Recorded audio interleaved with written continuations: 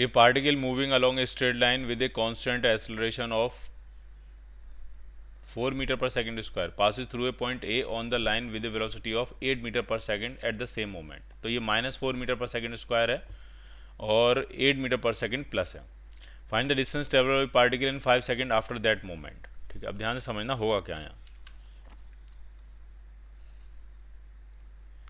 इस तरह से मान लिया मैंने कोई ओरिजिन कह देता हूँ कि वो पोजीशन क्या है, ओरिजिन है, और यहाँ से एक पार्टिकल क्रॉस कर रहा है. जो पार्टिकल क्रॉस कर रहा है उसके पास वेलोसिटी तो है 8 मीटर पर सेकंड पॉजिटिव डायरेक्शन में, लेकिन एक्सेलरेशन नेगेटिव डायरेक्शन में है, अपोजिट डायरेक्शन में है 4 मीटर पर सेकंड स्क्वायर. माइनस नहीं लगाया मैंने, डायरेक्शन माइनस का मतलब क्या होगा वो दिखा दिया.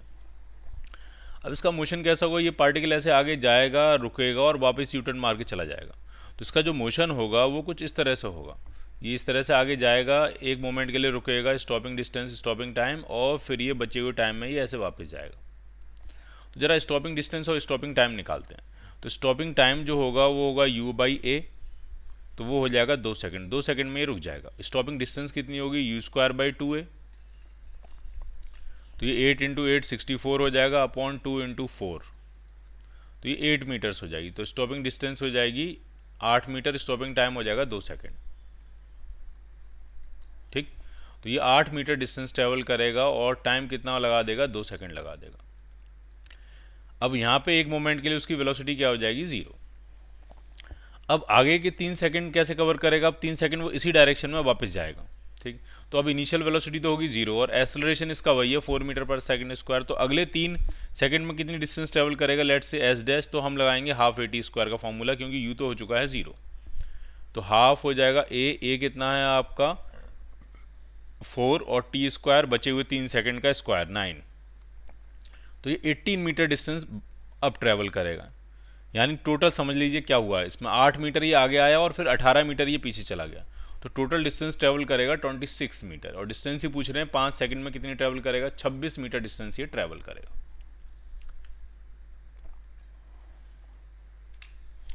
नेक्स्ट क्वेश्चन में कह रहे हैं particle start from rest with uniform acceleration and its velocity after n seconds is v. Particle rest से स्टार्ट कर रहा है विद यूनिफॉर्म एक्सेलरेशन और इसकी वेलोसिटी आफ्टर n सेकंड्स जो है वो v है. ठीक है, तो यहाँ से आप क्या कर सकते हो, यहाँ से एक्सेलरेशन फाइंड कर सकते हो. रेस्ट है, इनिशियल वेलोसिटी तो 0 है. ठीक है, और एक्सेलरेशन हमें निकालना है a, और n सेकंड्स के बाद उसकी फाइनल वेलोसिटी हो जाती है v. तो हम फर्स्ट इक्वेशन लगा रहे हैं v is equal to u plus a t. Final velocity v है, इनिशियल वेलोसिटी 0 है, एक्सेलरेशन आपको निकालना है और टाइम है n सेकंड्स. तो यहाँ से एक्सेलरेशन आपका आ गया v बाई एन. अब कह रहे हैं आखिरी के 2 सेकंड में कितनी डिस्टेंस ट्रेवल करी होगी. तो हम ऐसा कर सकते हैं, टोटल डिस्टेंस में से n-2 की डिस्टेंस माइनस कर सकते हैं, ऐसा भी कर सकते हैं. टोटल डिस्टेंस कितनी ट्रेवल करी होगी, हाफ a इंटू एन का square minus half a into n-2 का स्क्वायर, इसमें से माइनस कर देंगे. टोटल n डिस्टेंस की डिस्टेंस में से n-2 डिस्टेंस 2 सेकंड्स की डिस्टेंस को हम माइनस कर रहे हैं ताकि लास्ट के 2 सेकंड की डिस्टेंस आपको मिल जाए. तो हाफ ए तो कॉमन आ जाएगा, ए की वैल्यू डाल देते हैं v बाई एन. अब अंदर क्या बचेगा, अंदर बचेगा एन स्क्वायर माइनस n-2 का होल स्क्वायर. तो खोल देते हैं, तो ये हो जाएगा N square plus 4 minus 4n. जब आप इसको एक्सपेंड करोगे तो आ जाएगा v by 2n. N square से एन स्क्वायर कैंसिल आउट हो जाएगा, तो ये होगा -4 प्लस 4n, तो ये हो जाएगा 4n माइनस 4. 4 कॉमन लिया, कैंसिल आउट किया, तो आ जाएगा 2v by n into n minus 1. ये आपको आंसर मिलेगा 2v by n into n minus 1. So your answer will be c part. Last 2 second की डिस्टेंस है, displacement in the last 2 seconds. 2 bikes A and B starts from a point. A moves with uniform speed 2 meter per second and V start with uniform acceleration 40 metre पर second से A travel कर रहा है और B का acceleration 2 metre पर second square है. और साहब डर वेलोसिटी से नहीं लगता है, डर एक्सेलरेशन से लगता है. B starts at t is equal to 10 seconds and A starts from the same point at t is equal to 10 seconds. दोनों ही 10 सेकंड से स्टार्ट कर रहे हैं. कुछ गड़बड़ है कहानी ये, कुछ ऐसा होना चाहिए. B start at t is equal to 0, A starts at t is equal to 10 second. ये कैंसिल कर दो, ठीक है, क्योंकि ये 10-10 हो नहीं सकता, ये हटा दो इसको. शुरुआत में तो आगे A ही रहेगा अगर दोनों सेम टाइम पे स्टार्ट करते हैं तो. लेकिन आखिरी में आगे बी रहेगा। क्वेश्चन थोड़ा ढंग से नहीं फ्रेम कर पाए इसलिए उसको कैंसिल कर देते हैं। ए पैराशूटिस्ट आफ्टर वेलिंग आउट 50 मीटर विदाउट फ्रिक्शन। एक पर्सन है, उसके पास पैराशूट है और उसने प्लेन से छलांग लगा दी है, ठीक है। बेल आउट मतलब बच गया, प्लेन में आग वाग लग गई होगी, प्लेन क्रैश होने वाला होगा, तो उसने प्लेन से जंप ले लिया पैराशूट पहन के, ठीक। तो उसने जंप ले लिया प्लेन से और 50 मीटर तो गिरा वो फ्री फॉल में, किसी हाइट पर उसने जंप लिया तो 50 मीटर तो गिरा वो फ्री फॉल में, ठीक। उसके बाद अब उसे लगा कि स्पीड बहुत ज़्यादा हो गई, अब रिटार्ड करना बहुत ज़रूरी है, नहीं तो ज़मीन में क्रैश लैंडिंग करेगा वो। तो उसने किसी हाइट पे क्या कर लिया, अपना पैराशूट ओपन कर लिया, और पैराशूट ओपन कर लिया तो उसकी जो वेलोसिटी उसने गेन कर ली उसमें डीएसलेट करना शुरू किया, और ग्राउंड पे जब वो पहुंचा तो उसकी स्पीड 3 मीटर पर सेकंड थी, आराम से वो सेटल हो गया 3 मीटर पर सेकंड। 3 मीटर पर सेकंड भी अच्छी स्पीड होती है, लेकिन बचा जा सकता है, ठीक। तो अगर उसने बेल आउट, कितनी हाइट पे बेल आउट किया ये पूछा जा रहा, तो सबसे पहले आप ये बताओगे जब उसने जंप लगाई इनिशियल वेलोसिटी 0 होगी वर्टिकल में, ठीक है, लेट्स से, और एक्सेलरेशन कितना होगा 10 का होगा, तो उसकी फाइनल वेलोसिटी क्या हो जाएगी, जो कि अगले मोशन के लिए इनिशियल वेलोसिटी का काम करेगी। तो जो v होगी फाइनल, v नॉट में लिख देता हूँ, वो होगी √2gh। 2g की वैल्यू 10, h कितना है 50, तो ये आपका 1000 आ गया, √1000, ये होगी फाइनल वेलोसिटी। अब यहाँ रिटार्डेशन चल रहा है, तो कितनी हाइट तक रिटार्डेशन कितने का है, तो रिटार्डेशन पैराशूट खोलने से 2 मीटर पर सेकंड स्क्वायर का रिटार्डेशन, और फाइनल स्पीड 3 मीटर पर सेकंड है। तो जरा यहाँ देखते हैं यहाँ कितनी हाइट होगी, तो इसमें थर्ड इक्वेशन लगाते हैं, फिर थर्ड इक्वेशन लगाते हैं इसमें, ठीक है। v square is equal to u square plus 2ah वाली, फाइनल स्पीड 3 का स्क्वायर 9, इनिशियल स्पीड √1000, उसका स्क्वायर करोगे तो 1000 ही आ जाएगा, -2 इंटू एसलेशन कितना है 2 का, और स्टॉपिंग डिस्टेंस हम मान रहे हैं h, स्टॉपिंग डिस्टेंस तो नहीं कहना चाहिए, टोटल हाइट ये जो है जितने हाइट में उसने रिटार्ड किया है वो h है। चलो h फाइंड करते हैं, तो 4h इज इक्वल टू हो जाएगा आपका 1000 में से 9 माइनस करेंगे तो 991, तो जो h आपका आ जाएगा वो आ जाएगा 991/4। हमने g की वैल्यू 10 ले ली है, हमें 9.8 लेनी चाहिए थी, लेकिन अभी भी हमें अप्रॉक्सीमेट आंसर मिल जाएगा। तो 4 से डिवाइड करेंगे तो कितना आ जाएगा 2 4 7 247 समथिंग मिलेगा आपको, पॉइंट भी आएगा, 248 कह सकते हैं उसको अप्रॉक्सीमेट मीटर्स, ठीक है। इतनी हाइट वो ट्रेवल करेगा। तो टोटल हाइट कितनी होगी जहाँ से उसने छलांग लगाई होगी, तो 248 तो ये है ही है, और 50 मीटर वो पहले वाला हो गया, तो आपका आ जाएगा लगभग 298 मीटर के आसपास, ये लगभग मिल जाएगा आपको। तो आपका जो आंसर मैच करेगा वो मैच करेगा ए पार्ट, थोड़ा सा कम इसलिए क्योंकि जी की वैल्यू उन्होंने कितनी ली होगी 9.8, लेकिन हम हमेशा 10 लेते हैं क्योंकि हमें तो कैलकुलेशन आसान चाहिए होती है, बाकी अप्रोक्सीमेट आंसर तो हम टिक कर ही देते हैं। ए पार्ट इसका आंसर बन जाएगा। 2 stones are thrown up simultaneously from the edge of a cliff 250 meter high with initial speed of 10 meter per second and 40 meter per second respectively. Which of the following graphs best represent the time variation of relative position of second stone with respect to first? ठीक, ध्यान से समझ लेना क्या हो रहा है। यहाँ सिचुएशन ये है कि एक क्लिफ है, ये ग्राउंड है, क्लिफ है, और क्लिफ की हाइट जो है वो 240 मीटर दी हुई है, और यहाँ से 2 स्टोन्स को हम प्रोजेक्ट कर रहे हैं ऊपर की तरफ। एक की स्पीड जो है, पहले की स्पीड 10 मीटर पर सेकेंड है, और दूसरे की स्पीड जो है वो 40 मीटर पर सेकेंड है। अब आपसे पूछ क्या रहे हैं, आपसे पूछ रहे हैं which of the following graphs best represent the time variation और relative position of second stone with respect to first. First के रिस्पेक्ट में जाना है सेकंड स्टोन, तो जब आप फर्स्ट के रिस्पेक्ट में जाओगे तो फर्स्ट तो रेस्ट में आ जाएगा, और फर्स्ट की वेलोसिटी सेकंड को मिलेगी डायरेक्शन अपोजिट करके, तो फर्स्ट तो आपका रेस्ट में आ गया, और सेकंड की वेलोसिटी फर्स्ट के रिस्पेक्ट में ऊपर हो जाएगी 30 मीटर पर सेकंड। और ये हमने पढ़ा है एक प्रोजेक्टाइल के रिस्पेक्ट में दूसरा प्रोजेक्टाइल कांस्टेंट वेलोसिटी से मूव करता रहता है जब तक कि दोनों हवा में रहते हैं। इसका मतलब जब तक कि दोनों एयर में रहेंगे, सेकंड वाला जो है वो कांस्टेंट वेलोसिटी 30 मीटर पर सेकंड से ऊपर की तरफ मूव करता चला जाएगा। तो इसका मतलब सेकंड का सेपरेशन बढ़ता ही चला जाएगा, बढ़ता ही चला जाएगा। कब तक? जब तक कि दोनों एयर में हैं, ठीक है, जब तक कि दोनों कहाँ हैं? एयर में, ठीक। अब दोनों एयर में कब तक रहेंगे? तो सबसे पहले नीचे कौन आएगा? फर्स्ट वाला नीचे आएगा। फर्स्ट की 10 मीटर पर सेकंड स्पीड है, ऊपर जाएगा, नीचे गिर जाएगा। जरा टाइम भी निकाल लेते हैं, वो टाइम कितना होगा। तो मैं सेकंड इक्वेशन लगाने जा रहा हूँ, h equal to u t plus half a t square, ठीक है। और अपवर्ड डायरेक्शन हम मान रहे हैं पॉजिटिव, तो h कितना होगा, h होगा -240, क्योंकि लास्ट में उसको ग्राउंड पे ही गिरना है, तो टोटल डिस्प्लेसमेंट -240 होगा। इनिशियल स्पीड +10t और एक्सेलरेशन भी 10 ले रहे हैं, तो वो नीचे की तरफ है तो नेगेटिव होगा, हाफ 10 इंटू टी का स्क्वायर।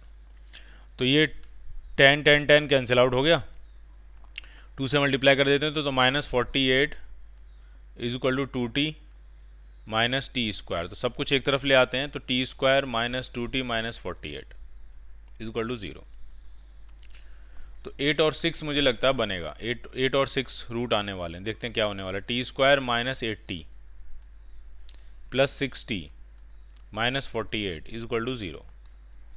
तो यहाँ से कॉमन लिया तो यहाँ क्या आ जाएगा, t -8 आ जाएगा कॉमन, और +6 कॉमन लेंगे तो फिर से t -8 आ जाएगा। तो यहाँ से दो टाइम दिख रहे हैं, एक तो टाइम दिख रहा है t इक्वल टू 8 सेकेंड, एक दिख रहा है -6 सेकेंड। तो -6 सेकेंड तो होगा नहीं, तो 8 सेकेंड तक दोनों हवा में रहेंगे और 8 सेकेंड तक उनके बीच का सेपरेशन बढ़ता रहेगा। कितने के रेट से, 30 के रेट से बाबा। तो 30 के रेट से 8 सेकेंड तक अगर सेपरेशन बढ़ता रहेगा तो दोनों के बीच का रिलेटिव सेपरेशन मैक्सिमम होगा 240 मीटर। 30 इंटू 8, 8 3 जा 24, 240 मीटर तक सेपरेशन बढ़ता चला जाएगा। और उसके बाद 1 तो रेस्ट में आ जाएगा, फिर 2 जो नीचे आ रहा होगा वापस, तो फिर वो ग्राफ स्ट्रेट लाइन नहीं होगा, फिर तो उसमें जी दिखाई देगा आपको रिलेटिव मोशन में। तो जो बेस्ट आंसर मुझे नज़र आ रहा है वो नज़र आ रहा है सी पार्ट। 12 सेकंड भी जस्टिफाई कर सकते हैं, क्या 2 वाले को लौट के आने में 12 सेकंड टाइम लगेगा, तो यही इक्वेशन बनेगी उसकी। बस अंतर यहाँ पड़ेगा, जहाँ पे आपने 10 लिखा है वहाँ आप क्या लिखोगे 40, क्योंकि उसको आपने 40 की स्पीड से फेंका है। तो यहाँ पे आता फिर 4 2 जा 8 बचता है यहाँ पे, ठीक है। तो आप कर लेना उसको दूसरी क्वाड्रेटिक इक्वेशन बना के, और वहाँ से 12 सेकंड का आपको टाइम मिल जाएगा। तो बेस्ट आंसर बनेगा आपका सी पार्ट।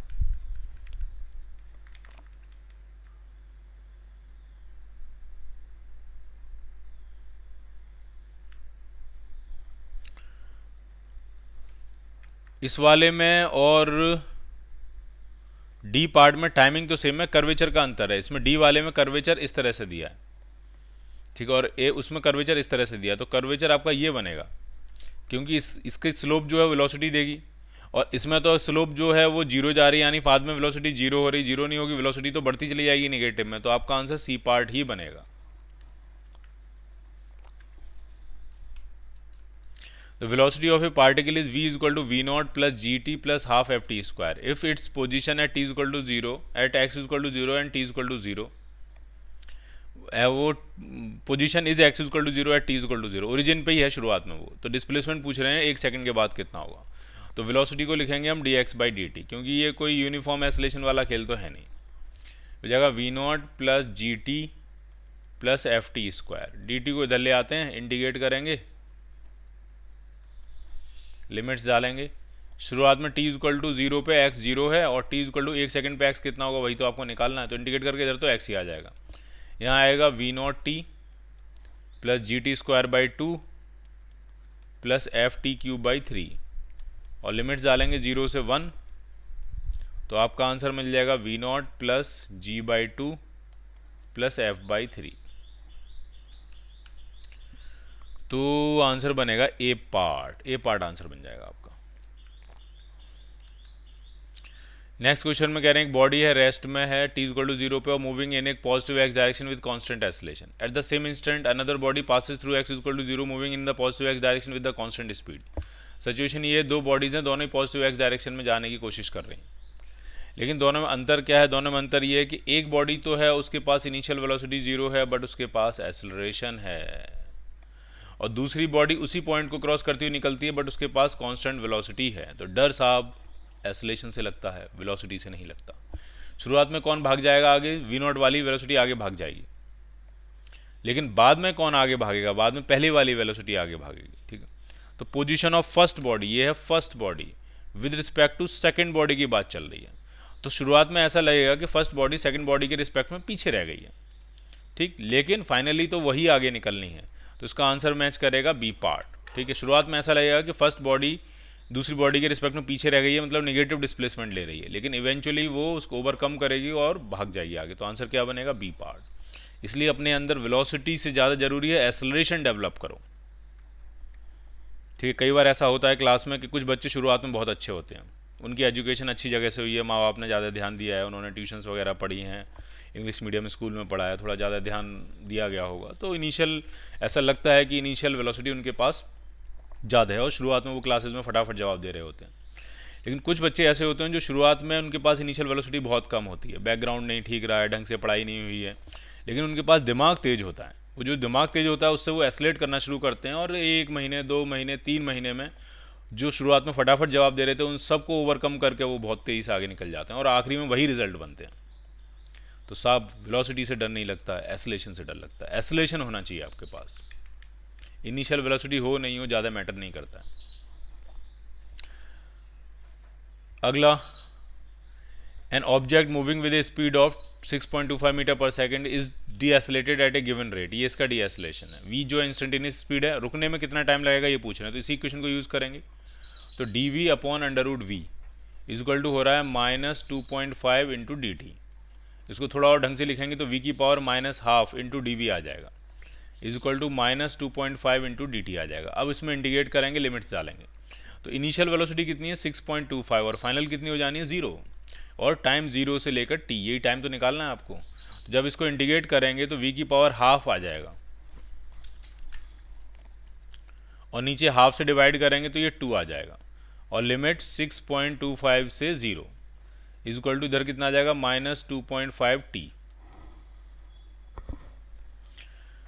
तो अगर हम लिमिट्स डालेंगे तो 0 डालेंगे तो 0 आ जाएगा, माइनस फिर 6.25 डालेंगे तो अंडर रूट ऑफ 6.25 वो 2.25 होता है, इज इक्वल टू -2.5 t। तो मुझे ऐसा लगता है कि माइनस से माइनस कैंसिल आउट हो जाएगा, 6.25 का अंडर रूट 2.5 होता है, वो भी कैंसिल आउट हो जाएगा। तो टाइम जो आ रहा है वो 2 सेकंड आ रहा है, तो 2 सेकंड में वो क्या है, रुक जाएगा।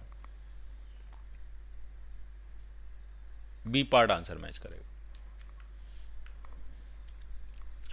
Consider a rubber ball freely falling from a height of 4.9 meter onto a horizontal elastic plate. Assume that the duration of collision is negligible and the collision with the plate is totally elastic. तो आपसे पूछ रहे हैं time और height का क्या connection होगा। Function of time and the height as a function of time. The function of time function of velocity होना चाहिए as a function of time, एक वेलोसिटी का और एक हाइट का टाइम के साथ। तो अगर एक्सेलरेशन कांस्टेंट होता ही है जी, तो वेलोसिटी का फॉर्मूला तो आपका gt होता है। तो वेलोसिटी तो टाइम के साथ लीनियरली वेरी करेगी, लेकिन हाइट टाइम के साथ लीनियरली वेरी नहीं करेगी, हाफ हाइट जो होती है हाफ gt स्क्वायर में जाएगी।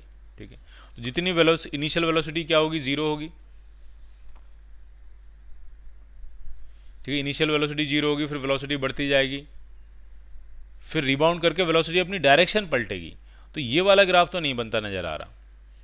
ठीक है, अगर मैं आपको ड्रॉ करके दिखाता हूँ कैसा बनेगा, फिर आप मैच करा लेना कौन सा बनेगा वो। ठीक है, मैं ड्रॉ करके दिखाता हूँ, वेलोसिटी का ग्राफ ड्रॉ करके दिखाता हूँ टाइम के साथ, परफेक्टली इलास्टिक कोलिजन के लिए। तो डाउनवर्ड डायरेक्शन, अब डायरेक्शन कौन सी पॉजिटिव ले रहे हैं ये भी इंपॉर्टेंट बात है। तो चलो डाउनवर्ड डायरेक्शन हम ले लेते हैं पॉजिटिव। ठीक, तो शुरुआत में वेलोसिटी 0 होगी और फिर पॉजिटिव होती जाएगी, पॉजिटिव होती जाएगी और बढ़ती चली जाएगी वेलोसिटी। ये होगा कितनी वेलोसिटी हो जाएगी फाइनल टकराने से जस्ट पहले, वो होगी अंडर रूट 2gh।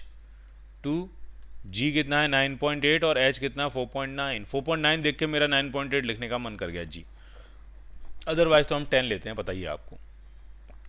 तो ये हो जाएगा 9.8 मीटर पर सेकेंड टकराने से जस्ट पहले। अब टकराने के तुरंत बाद क्या होगा, जो वेलोसिटी पॉजिटिव होगी एकदम से नेगेटिव हो जाएगी।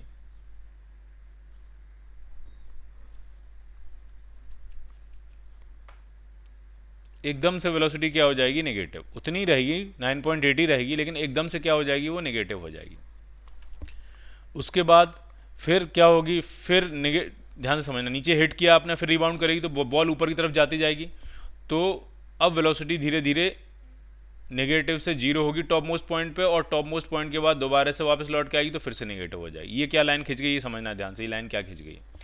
ये सरफेस थी, मान लिया आपने बॉल को ऊपर से गिराया, तो शुरुआत में वेलोसिटी नीचे वाली डायरेक्शन पॉजिटिव मानी, तो वेलोसिटी पॉजिटिव और बढ़ती जा रही है, पॉजिटिव बढ़ती जा रही है, पॉजिटिव बढ़ती जा रही है, हिट हो गया। हिट होती है एकदम से उतनी वेलोसिटी नेगेटिव हो जाएगी। अब जब ये ऊपर की तरफ जाएगा वेलोसिटी तो नेगेटिव ही है बट कम होती जाएगी, नेगेटिव है कम होती जाएगी, नेगेटिव है कम होती जाएगी, और टॉप मोस्ट पॉइंट पे वेलोसिटी 0 हो जाएगी। तो हम यहाँ आ गए, ये वाला पॉइंट आ गया।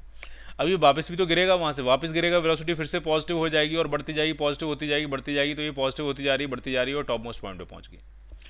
और जब ये यहाँ हिट करेगी, जाके वेलोसिटी हिट करेगी, तो मैक्सिमम पॉजिटिव वेलोसिटी होगी, टॉप मोस्ट वेलोसिटी होगी। उसके बाद जैसे ही रिबाउंड करेगा तो वही वेलोसिटी फिर से क्या हो जाएगी, फिर से नेगेटिव हो जाएगी, और फिर से नेगेटिव हो जाएगी, और फिर से वैसे ग्राफ रिपीट हो जाएगा। तो इस तरह से बनेगा वेलोसिटी का ग्राफ। ठीक, अब अगर हाइट का ग्राफ बनाएंगे तो हाइट का ग्राफ कैसा बनेगा, तो वो बनेगा तो ऐसा ही जैसे ये बनाया इन्होंने, सही बनाया इन्होंने, लेकिन बीच में गैप नहीं होगा। ये जो गैप दिखा दिया ठीक नहीं, ये कंटिन्यूस होगा, यहाँ से हिट करेगा, फिर रिबाउंड करेगा, फिर हिट करेगा, फिर रिबाउंड करेगा, फिर हिट, इस तरह से हाइट का ग्राफ बनेगा। तो आप मैच करा लेना, आपको एक आंसर मैच मिल जाएगा।